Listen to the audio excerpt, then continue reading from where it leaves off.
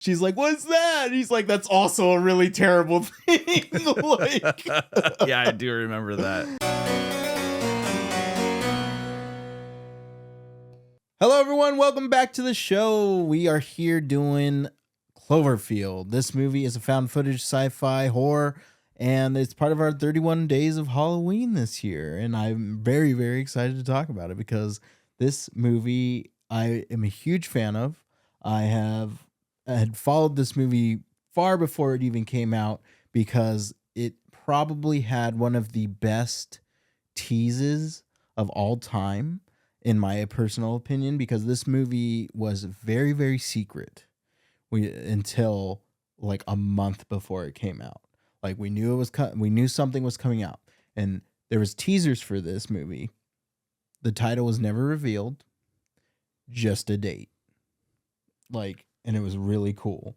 So it was very, very secret, and I believe that even the production name for this film was called like Banana or something like that. Just some very obscure, like random thing. Oh, wow. So it was very, very secret. And then like a month before it released, bam, like then we just got it. You got one trailer and then the movie just like came out like the next week. It was such a really cool reveal and build up to this film. Because the only little snippet that people got was there's a scene in the movie where the Statue of Liberty's head goes flying down the street. That's the only thing that was shown. And then it showed the date and then nothing. So very, very cool, very suspenseful already. And I was like, I'm a fan of creature features. And, you know, in that scene, everybody's yelling like, oh my God, it's huge. Did you see it? Did you see it? Like, yeah, like, so I was very head over heels for this movie already going in. Before we get too far into our episode, just want to remind everyone, please hit that like and subscribe button down below.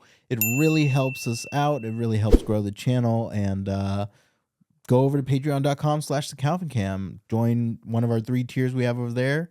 It really helps donate to the show. And yeah, so Cloverfield, I've seen this movie a bunch. Like very, very, very large number of times. It's a Matt Reeves movie, which is cool for those who are fans of Matt Reeves. He did the Batman with Robert Pattinson. Yeah. Pattinson. Yeah, I keep forgetting his name. Yeah. So a lot of fans of Matt Reeves for that, but yeah, Cloverfield. What'd you think? This was a fabulous movie. Out of all the found footage movies that we covered 2 last year on the 31 days. We did the Blair Witch Project and Paranormal Activity. I'm gonna have to say this by far is my favorite found footage film. As of right now, I don't know. I haven't seen any recently, but after seeing this one, I was in awe and how really well done this movie was done. There aren't very many found footage movies, and like, I mean, there's a good handful. I can name probably like 10, but this is definitely towards the top of my list for found footage movies. So I'm super happy to hear that you enjoyed it. So yeah, after this watch, it is number 1 for me. Nice. It literally sits at number 1. Yeah, dude, it's so good. So what I liked about this film was just how, I mean, there's camera shake because it is a found footage film, and you're going to get that in these films. Just the way it was executed was really well done. The whole time, at the beginning of the movie, the pacing is kind of slow, but it's kind of expected because you're going into this knowing that it's, you know, at this point, this is just a documentary kind of part of this person's life, this a group of friends, his friend, I forgot the name of the character. Who, Hud or Rob? Rob. Yeah. So Rob is basically leaving the country. He's going to Japan, and they're having like a go away party for him. And he has one of his friends take the camera. He's like, I don't want to do this at the beginning. He's like, I don't want to do this. And then after like 5 or 10 minutes after he's doing it, he's actually enjoying himself. He's like, this is actually kind of fun. So you go through this, and I get how people might say, oh, it's boring and slow, this party. It's kind of like a build up to the characters, really, because you're getting an introduction and background, kind of what the characters are like and which ones you're going to see throughout this film. You basically you get these characters, and you see that one of the characters, I think Beth's her name. Is it Beth? Beth is his Rob's like love. His love. And his friend, including his brother, are telling him, you know, she's crazy about you. He's like, you should be going for her, this, that. You've treated her poorly. You're kind of a D-bag. And then after that, you know, it's kind of slow, like I said, the pacing. But then after that, you get this explosion, and then all hell breaks loose. And then the movie just begins. Like after that, it just full out excitement, enjoyment, like. They're on the move. They're on the move, and I'm in watching that. After that point, I'm okay. I looked at myself, and I looked at my cousin. He was watching the movie with me, and I'm like, okay, now I'm invested in this movie, because now it's just a journey about what happens, and you get to see that this alien, like you said, knocks off the Statue of Liberty's head in a scene. It rolls off. They go into this little convenience store, and then it just gets good from there. It's just like, oh man, there's so many good parts from this to the subway. And then you see that, you know, the adventure, it keeps you hooked because they want to go, he gets a phone call from Beth and Rob, and he hears that she's trapped, and then he realizes, you know, I do love her and I want to save her. Yep. So knowing that the chaos is ensuing this whole time, you know, the monster's going that way, and they're like, no, we don't need to go that way. He's like, I don't care if you guys, I'm going to save her. I don't care. So you're invested on this adventure to see if he can actually save her. She's dead. She could be dead. She could be alive. You don't know what's going on. So that part of it just was cool. And the whole adventure towards that, I mean, and then we have this really, I mean, as you see this creature, it's got little spawns, that like little bugs that pop off of this creature, and they go and they attack. Oh, it's just eerie. It's eerie the way it's shot. It's really well done. And then there's so many cool scenes. Like there's a scene in the subway. Yes. Where they turn on the infrared on the camera, and they're like, what's that noise? And then they find out that these little spawnlings of this creature are little, like, they're like little insects. They're parasites. They're parasites, yeah, or something of that nature. And they attack them, and Marlena, I think the name is the character, Marlena. Yeah, Marlena. She gets attacked by one of these things, and she's brutally injured by one of these things. She's bleeding out, and they come across like a evac camp, and then it's just great. And then once we get to the evac camp, we see the government's involvement in this, and then you get this crazy scene of Marlena says, I don't feel too good, and then she explodes, like maybe because she was attacked and there's a disease from these creatures. But after that, you know, the whole lead up to him finding Beth and just the ending is just it's freaking a phenomenal ride. Yeah, it's I'll let you speak, Calvin. That's what my 2 cents on this. I'm happy. This film now. I'm super happy you really liked it as much as you did, because I held this movie up so high for a long time. And I mean, it's in my top 100 movies of all time. I love this movie. First time I watched it, I was with my aunt Drina, who she took me to see this for the first time, and I think we were like the only ones in there, surprisingly. But I think that's just due to the location that we're at. Like Humboldt's not like, I feel like our cinema scene's not that big. It is. Film wise, this is a great place for filmmakers to make movies, but like we have some pretty poor theaters around here. Our poor theaters are, yeah, we don't have many, but like how Calvin said, a lot of films are actually shot in Humboldt. Yeah, a lot. We could go down the line. I'm not going to do that right now. Maybe we'll have an episode of, I thought about this, like having an episode of films that were shot in Humboldt County, and we can have like a retrospective. Oh, totally. What was shot here. Because Larry told me that 2 films that were shot here in Ferndale, Dude, and there's been a lot tons. of them shot in Ferndale. Tons of movies. As you know, I don't know if a lot of you new viewers know that CJ was in one of these films. I was indeed in one of these films as an extra. I was in The Majestic with Jim Carrey. I was 9 years old.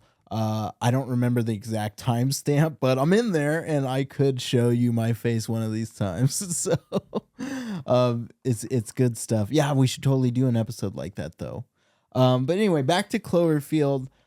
This movie, yeah, I watched it with my Aunt Drina. I don't think she enjoyed it very much. I remember her kind of dozing off. But I was in high school and I absolutely adored this movie. And a lot of the acting in this movie I really enjoyed as it being a found footage films, because a lot of found footage movies, the actings are like, I think this movie has really well acting, and I think that T.J. Miller, who plays Hud, I think that he does a really good job of bringing a realism through comedy. This is probably the my favorite thing that he's in. T.J. Miller, he's from the Deadpool movies, right? Yeah, he's in Deadpool 1 and 2. But I'm iffy about him as an actor in general. However, I think this might have been his breakout role, and I think that he did phenomenal at the way that he delivers the comedy lines in this movie is so real, because in a situation like this, you're in pure panic most of the time, and so you're probably just going to say a lot of random funny stuff. There's a specific part that I'm thinking of where he's going down the stairs and in the building where Beth's in, and she's like, "What is that? What is that?" And he's like, "Oh, it's a terrible thing. It's a very terrible thing." Yeah, that's right. and then they run into one of the little spawnlings, the ticks. And she's like, "What's that?" And he's like, "That's also a really terrible thing." Yeah, I do remember that. But he did a really good job. Holding the camera as the moderator of this, filming this experience. Yeah, I hope that I wonder how much of it he actually did versus the production team, because he does really good. It's very stabilized, as to comparing to Blair Witch. Blair Witch is all over the place, but this I think that he did really great, and I think that his portrayal of being the camera holder is really fun as well. And I just one thing about this movie that I know is that I know J.J. Abrams helped with the idea of this movie in hopes of it being a what if Godzilla was American? This is our American version of Godzilla. Not that it's Godzilla itself, because Godzilla itself, we love Godzilla. Godzilla represents the tragedy in Japan back in the day with the atomic bomb and all that stuff. This isn't a direct metaphor creature. This is just what if this monstrous disaster happened in America, in New York. So I thought that was a very interesting and cool perspective, to take a new creature. Because it's hard to make a new big monster. If you think about it, a lot of new creatures, or movie wise, I'm talking to, they don't hook people very much. They don't hook people very well. I agree. They kind of get tossed down to a C-list movie or B-list movie, So yeah, for sure. I think that it's just hard coming up with an original creature idea. I think that most of them are just rehashes of other creatures, and just in a way, one that sticks too. And this goes for even just basic horror icons like Michael Myers, Freddy Krueger. It's hard to make a new one. I'm surprised and super happy that Art the Clown is as big as he is, with Terrifier being this new entry into the slasher horror genre. So it's hard to have a iconic original creature or something. And I still, although this movie may be amazing to me, I still don't think the creature itself is anywhere near iconic as anything else. I don't think anybody would really recognize it unless they knew exactly what this movie was. But this movie is great. I mean, this has sprouted a franchise. There's two other movies in this franchise. 10 Cloverfield Lane, which is excellent. Completely different. It's not found footage. It ties into this movie, but it's Is that not, the one with John Goodman? yes, it is the one with John Goodman, and it's excellent. But it loosely ties into this movie. And there's another one that's like the Cloverfield Paradox. And that one is a trip and needs to be watched multiple times to even understand exactly what's happening. And there's ties in to both films, but like it's my least favorite one, and it's kind of like a franchise killer for this, honestly. In my opinion, argue with me in the comments if you want. So but yeah, like this movie has a lot of heart, has a lot of really great friendship elements in it.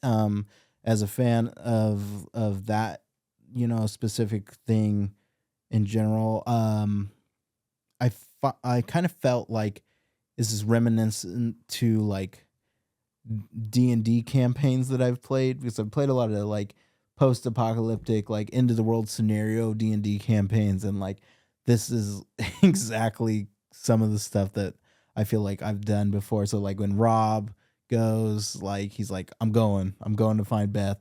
Like Lily immediately, his sister-in-law to be, is like I'm coming with you. And then TJ Miller's character HUD, he's like, okay, I'm coming too, like I guess, and so they all like venture together, because that's just like how D&D parties work, and it's just friends. I love it. It's good stuff. I think that the portrayal of the creature is great. I like the fact that they don't show you it throughout the whole movie, pretty much. Like you see glimpses, and even when you get the very ending scene with HUD dying, that's like the most you get to see of the creature, but he like, it's not very much. Yeah. And you see it like for a glimpse, like when he knocks the helicopter out of the sky. Yeah. That's it. Yeah. There's not too many scenes. There may be, no, actually you really don't see it then. You don't. They're at the Brooklyn Bridge, and nope. This is where his brother dies. Jason, it's kind of a tragic part of the movie before Marlena actually explodes. But yeah, I don't think you see it then. No, you only either. see like the tail or the hand or something. Yeah, you only get glimpses of parts of it, various glimpses of parts of it. But there's a lot of cool Easter eggs throughout this film, if I remember correctly, just like with the origin of what's happening. There's a lot of like background stuff that's happening. I know that at the very, very end of the movie, when you're getting the Staten Island like flashback in the camera, if you look in the very back of the scene where they point out past the pier and out in the ocean, you see something drop out of the sky and into the water, which is the creature. Okay. But it's like super quick. Like it's like 2 seconds. You have to maybe really pay attention to see it. You have to be like an analyst to like catch these things. And I was so like invested in this movie. I didn't see that. So. No, I'll show you. It's really cool. But yeah, like this movie, I highly recommend it if you like the found footage stuff. We have another found footage movie later in this month that I have on the list. I'm curious to see what you'll think of that. We're gonna do Quarantine, which is really good. But yeah, if I were to rate this movie, this is in my top 100. I think this movie's perfect. Honestly, it's a 4.5 out of 5 for me. I think it could be a little bit better, just a tad bit better, but I think it's damn near perfect. What would you give it? I'm gonna surpass CJ on this one. I'm gonna give this movie a 5. Nice. I like this movie a lot. As I stated earlier in the episode, it's probably on the top tier of found footage films for me. And that would be reason why I'd give it a 5 too. One of the reasons. The others being this is just a good thrill ride. Like I said, the beginning could throw you off with the pacing of the story, but that's expected. But the whole thing, I think it's honestly that could be an issue for some people, but for me, I don't really see it as an issue. I think the pacing in this movie is perfect for a found footage film. I do like the adventure. I do like the journey. I do like the, just the empathy and everything with the characters. Like, they truly care for each other and they truly care for Beth. So it's kind of like a love story too. So it's a all around just well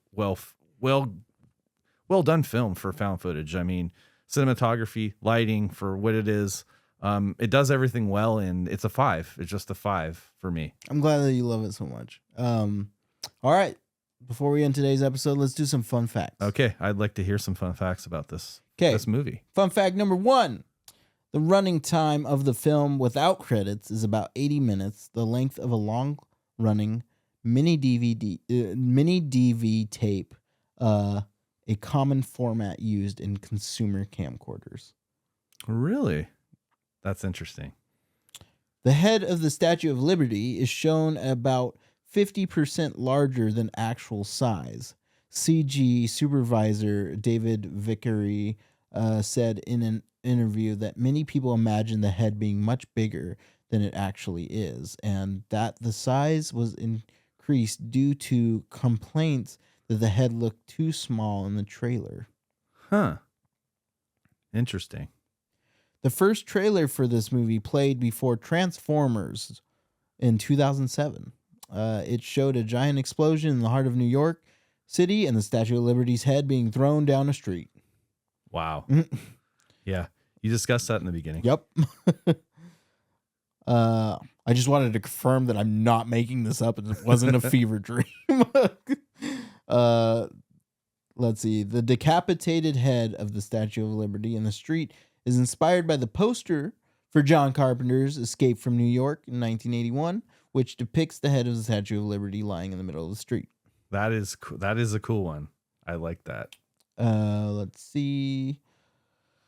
Because that's a sleeper movie, Escape from New York. This is a fun one. The Dharma Initiative logo, a fictional research project featured in the television series Lost, can be briefly seen at the start of the film.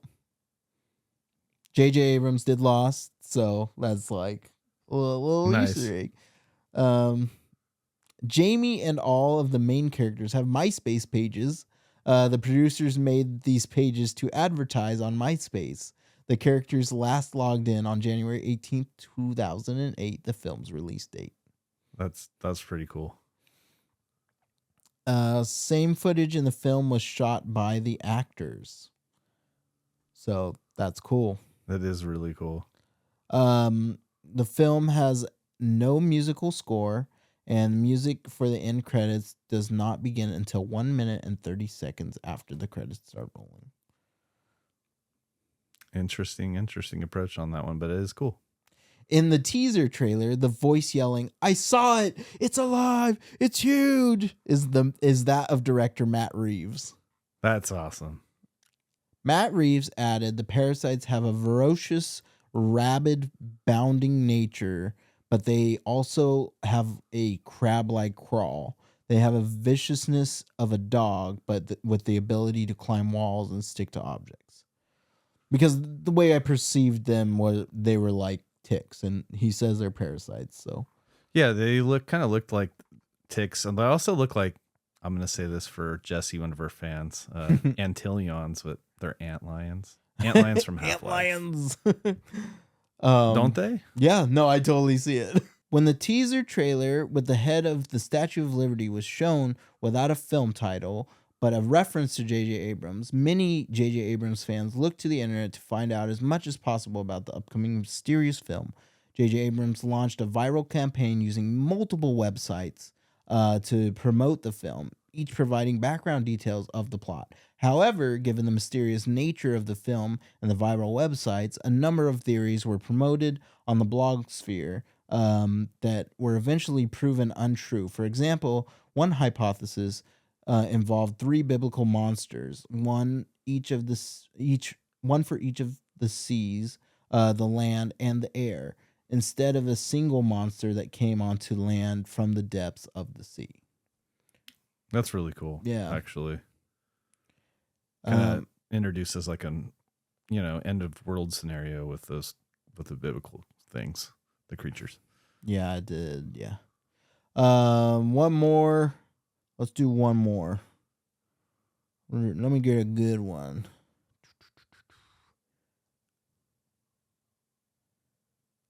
The opening party scenes were filmed without music, and the guests in the background were silently pretending to talk to one another. All the music was added in post. That's cool. That's really cool, actually. Yeah. All right. Well, there you have it. That was day 13 of our 31 Days of Halloween. Thank you so much for listening to this episode, and I hope you watch Cloverfield. It's a great found footage film. And we'll catch you tomorrow. We'll see you on the next episode. Thank you for watching.